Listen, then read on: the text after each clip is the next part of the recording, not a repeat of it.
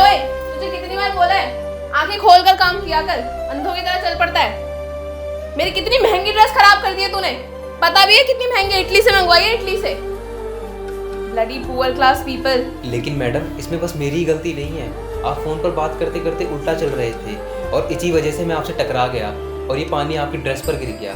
वाह वाह, एक तो खुद गलती कर रहा है, ऊपर से मेरे से जबान लड़ा रहा है। तेरी ना जबान आजकल बहुत ज्यादा चलने लग गई है, कंट्रोल में कर ले इसे, कंट्रोल में, समझ में आ रही है? वरना इस खैरात की दी हुई नौकरी से भी ना हाथ धो बैठेगा। काम का ना काज का, दुश्मन है नाच का। जब खाने बैठता है तब तो धबाधब रोटियां तोड़ता है, और जब काम की बारी आती है तो इसे गलतियां होनी शुरू हो जाती है। खाना खाने में तो कोई गलती नहीं होती, और जब काम की बारी आती है तो गलती ज्यादा, काम कम। मैडम इतनी छोटी सी बात के लिए आप मुझे इतना सुना रही हो, जैसे कि मैंने ये सब जानबूझ के किया हो। और अगर मैंने गलती की भी है तो इसमें जितनी गलती मेरी है उतनी गलती आपकी भी है। ज्यादा ना फालतू बहस करने की जरूरत नहीं है। नौकर है, नौकर बन के रहे, मेरा मालिक बनने की कोशिश मत करियो, समझ में आ रही है? और तुझे क्या लग रहा है, तुझे ऐसे जाने दूंगी मैं? इस ड्रेस के पैसे तेरी सैलरी में से काटूंगी मैं, समझ में आ रही है? हाँ ठीक है मैडम, अगर आप अपनी जिद पर अड़ी रहना चाहती हैं तो ठीक है, आप अपनी ड्रेस के पैसे मेरी सैलरी में से काट लेना। बेबस इंसान और कर भी क्या सकता है। हाँ तो ठीक है, इस महीने की सैलरी तुझे नहीं मिलेगी, क्योंकि ये ड्रेस 10,000 रुपए की है। मैडम आप ऐसे कैसे कर सकती हैं? आप मेरी पूरी सैलरी काट लोगे तो मेरे घर का खर्च कैसे चलेगा? और गांव में तो मेरी माँ भी बीमार है, मुझे उन्हें ही पैसे भेजने होते हैं। आप 1-1 हज़ार करके अपनी ड्रेस के पैसे मेरी सैलरी में से काट लेना। क्यों? अभी तक तो बहुत अकड़ दिखा रहा था, क्या हो गया? आगे सारी अकड़ जमीन पे। तुम जैसों की ना यही औकात होती है। अब चल निकल यहाँ से, नहीं तो मेरा दिमाग खराब हो गया ना तो तेरे को जॉब से भी निकाल दूंगी, कहीं का नहीं रहेगा तू। चल चल अब जा यहाँ से, बहुत हो गया, निकल। दिमाग खराब करके रख दिया इसने, गवार कहीं का।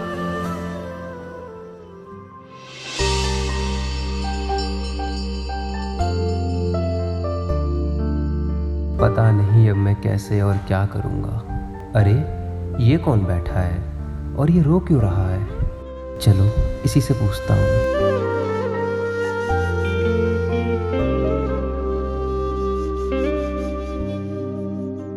अरे भाई क्या हुआ, तुम रो क्यों रहे हो? रो नहीं तो क्या करूँ भाई, माँ के लिए दवाई लेने जा रहा था, रास्ते में किसी ने पर्स चुरा लिया। अब समझ नहीं आ रहा किस मुंह से घर जाऊँ। मैं माँ से वादा करके आया था कि उनके लिए दवाई ज़रूर लाऊंगा। मेरे पास तो बस 500 रुपये हैं और उसी में पूरे महीने का खर्च भी चलाना है, लेकिन किसी की ज़िंदगी से बढ़कर भी तो कुछ नहीं होता। ये लो भाई कुछ पैसे, इससे जाकर अपनी माँ के लिए दवाई ले लेना। और हाँ, इस बार संभल कर जाना, क्योंकि ये दुनिया जैसी दिखने में होती है वैसी होती नहीं है। थैंक यू सो मच भैया। अगर आपके जैसा इस दुनिया में हर कोई हो जाए तो लोगों का इंसानियत जैसे भरोसा कभी भी नहीं उठेगा। ठीक है छोटे, अब तू घर जा, माँ इंतज़ार कर रही होगी। संभाल के जाना, ठीक है? ठीक है भैया। अभिषेक, अभिषेक आओ। जी मैडम। तुझे मैंने क्या कहा था, मेरी ड्रेस प्रेस कर दियो, मुझे किटी पार्टी में जाना है। लेकिन तेरी ना काम चोरी की हद हो गई है। अब मैं हो गई ना तेरी वजह से लेट। मैडम मैं तो आपकी ये ड्रेस प्रेस करने ही जा रहा था, उतने में सर ने मुझे मार्केट भेज दिया। अच्छा, काम चोरी खुद कर रहा है और सर का नाम लगा रहा है। हिमांशु तुम क्या बोल रही हो? ये सच बोल रहा है वो, मैंने उसे मार्केट भेजा था। मयंक, तुम इसकी तरफदारी मत करो, तुमने इसको सर चढ़ा रखा है। मैं इसे बहुत अच्छे से जानती हूँ, एक नंबर का काम चोर है ये। हिमांशु बस बहुत हो गया, अब तुम चुप रहो। मुझे इस मामले में ज़्यादा फालतू की बकवास नहीं करनी, अब तुम जाओ।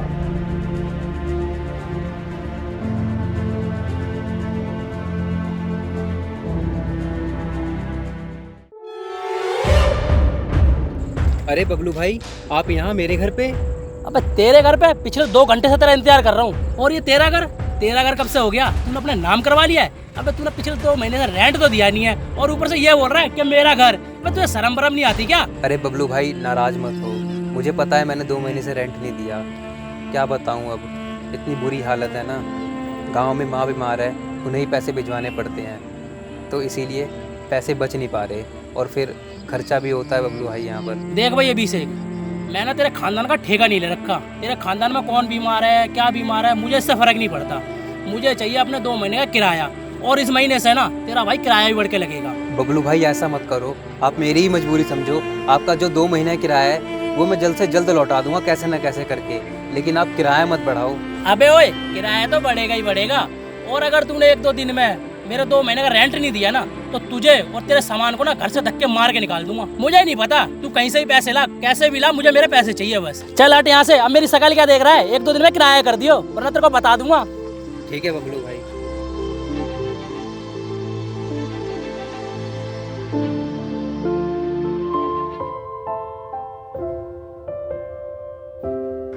मैडम वो आपसे कुछ बात करनी थी। हाँ बोल, क्या बात करनी है? मैडम वो इस महीने की सैलरी मुझे जल्दी मिल जाती तो। क्या बकवास कर रहा है, भूल गया?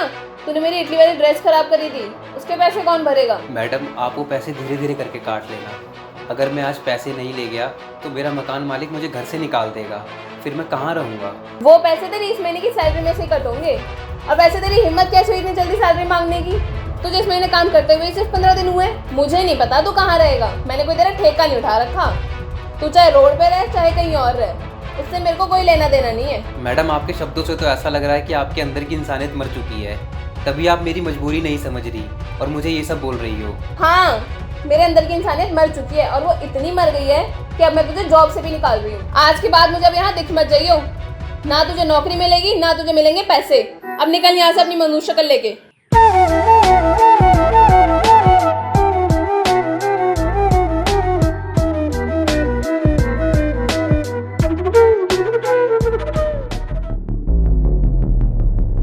एक मिनट इधर आओ। जी मैडम बोलिए। एक बात बताओ, ये कौन सा टाइम है ऑफिस आने का? अब तो लंच टाइम होने वाला है और तुम इस टाइम पे ऑफिस आ रहे हो? मैम वो मेरी बेटी की ना तबीयत खराब है, इसलिए थोड़ा लेट हो गया, नहीं तो मैं रोज़ टाइम पे आ जाता हूँ। ये मेरा ऑफिस है, कोई तुम्हारे बाप का घर नहीं है। तो जब मन करा मुंह उठाकर आ गए। और वैसे भी तुम लोगों को पालने का ठेका नहीं लिया हुआ मैंने। सॉरी मैडम, आज गलती हो गई, आइंदा ऐसा नहीं होगा। हाँ, और ऐसा होना भी नहीं चाहिए, वरना अपनी जॉब से हाथ धो बैठोगे। चलो जाओ अब।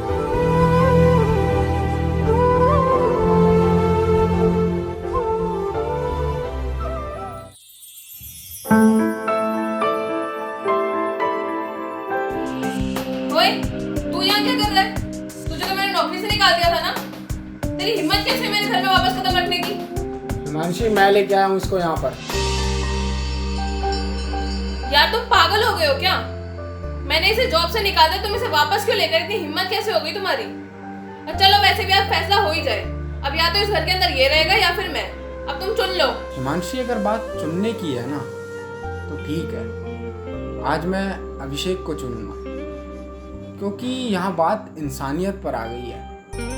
हिमांशी तुम मेरी पत्नी हो, मैंने तुमसे शादी करते टाइम सारे समाज के सामने तुम्हें कई वचन दिए थे, लेकिन मैंने उस दिन एक वचन अपने आप को भी दिया था, भगवान को भी दिया था, वो है इंसानियत का वचन। और हिमांशी तुम शायद ये भूल रही हो कि अभिषेक ने हमारी कितनी मदद की है, इसके हमारे ऊपर कितने एहसान हैं। जब मेरा एक्सीडेंट हुआ था तो वो पूरी रोड सुनसान थी, वहाँ बस 1-2 लोग ही आ जा रहे थे और उन्होंने भी मेरी मदद नहीं की। तब वहाँ अभिषेक आया था और मुझे हॉस्पिटल ले गया था।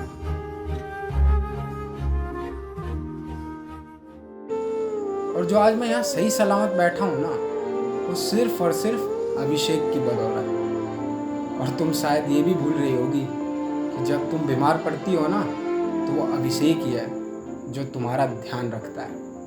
तो इसलिए आज मैं यहाँ इंसानियत के नाते इसे ही चुनूंगा। लेकिन मयंक, ये है तो नौकरी, इसने हमारी जितनी मदद करी हो इस चीज के हम उसे पैसे देते हैं, जैसे हम बाकी नौकरों को देते हैं। मैडम मैं आपसे एक बात कहना चाहता हूँ, भले ही हम छोटे लोग हैं, आपके घर में सफाई करते हैं, आपकी फैक्ट्री में काम करते हैं, आपके ड्राइवर हैं या आपकी कंपनी के छोटे मोटे एम्प्लॉय हैं, लेकिन इसका मतलब ये नहीं है कि हम छोटे लोग हैं। हमारा ही परिवार है, हमारी भी समाज में इज्जत है, हमारे भी परिवार में किसी की तबीयत खराब होती है। याद कीजिए, जब नितिन काका की बेटी की तबीयत खराब होने की वजह से वो लेट आए थे, तब आपने उन्हें कितना भला बुरा कहा था, उन्हें कितना नीचा दिखाया था। तो सोचिए उनके दिल पर कितना बुरा असर पड़ा होगा। मैडम आप जैसे लोगों की वजह से आज बहुत से लोगों को लगता है कि आज की डेट में इंसानियत जिंदा ही नहीं बची है, क्योंकि आप लोगों को दबा कर रखना चाहती हो। आपको लगता है कि एक नौकरी कोई औकात नहीं होती, वो आपके यहाँ सिर्फ पैसों के लिए काम करता है। मैडम पैसा तो सबके लिए ज़रूरी होता है, लेकिन जो लोग भी आपके यहाँ काम करते हैं वो ज़्यादा पैसों के भूखे नहीं होते, वो तो सिर्फ इज्जत और प्यार के भूखे होते हैं, लेकिन जब आप जैसे लोग उन लोगों के साथ बुरा व्यवहार करते हैं तो उन लोगों के दिल में आप जैसे लोगों के लिए बिल्कुल भी इज्जत नहीं रह जाती है। और मैंने किया ही क्या था, अपने हक के पैसे ही तो मांगे थे, लेकिन मैडम आपने मुझे भला बुरा बोलकर मुझे तो नौकरी से ही निकाल दिया। मैडम, हर कोई आपके जैसा नहीं होता, कुछ लोग अच्छे भी होते हैं जो दूसरों की मदद करते हैं, क्योंकि मैडम जिसके पास जितना ज़्यादा होता है उसका दिल उतना ही छोटा होता है, और जिसके पास जितना कम होता है उसका दिल उतना ही बड़ा होता है। और मैडम मैं आपसे एक बात और कहना चाहता हूँ, पैसों से कोई बड़ा नहीं होता, बड़ा आदमी वो होता है जो अपने पास बैठे छोटे इंसान को छोटा महसूस नहीं होने देता। बस मैडम मैं इतना ही कहना चाहता हूँ कि आपने जो मेरे साथ किया, नितिन काका के साथ किया, वो और किसी के साथ मत करना, क्योंकि लोगों का इंसानियत पे से भरोसा उड़ जाएगा, क्योंकि हम गरीब लोग अपना काम बहुत ही मेहनत और ईमानदारी से करते हैं। हिमांशी क्या सोच रही है यार, माफी मांग ले। इतना ईमानदार इंसान तुझे कहीं नहीं मिलेगा, और इंसानियत के नाते ही सही आज तुझे झुकना ही पड़ेगा। मांग ले माफी। अभिषेक मुझे माफ कर दो, मैंने जाने अनजाने बहुत गलतियां कर दी हैं जो मुझे नहीं करनी चाहिए थी। अभिषेक एक बार और दिल बड़ा करके मुझे माफ कर दो प्लीज, और मैं नितिन काका से भी कल माफी मांग लूंगी। मैडम मेरे लिए इतना ही काफ़ी है कि आप मेरी बात अच्छे से समझ गई, मुझे आपसे और कुछ नहीं चाहिए।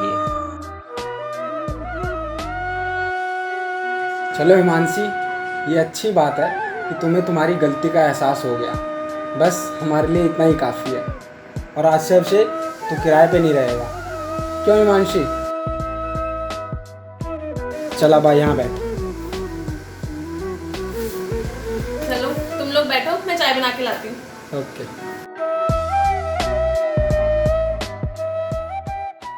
हेलो दोस्तों, हमने इस वीडियो में आपको इंसानियत दिखाने की कोशिश की है कि कैसे किसी के पास ज़्यादा से ज़्यादा होते हुए भी वो कम से कम लोगों की मदद करता है, और कैसे किसी के पास कम से कम होते हुए भी वो ज़्यादा से ज़्यादा लोगों की मदद करने की कोशिश करता है।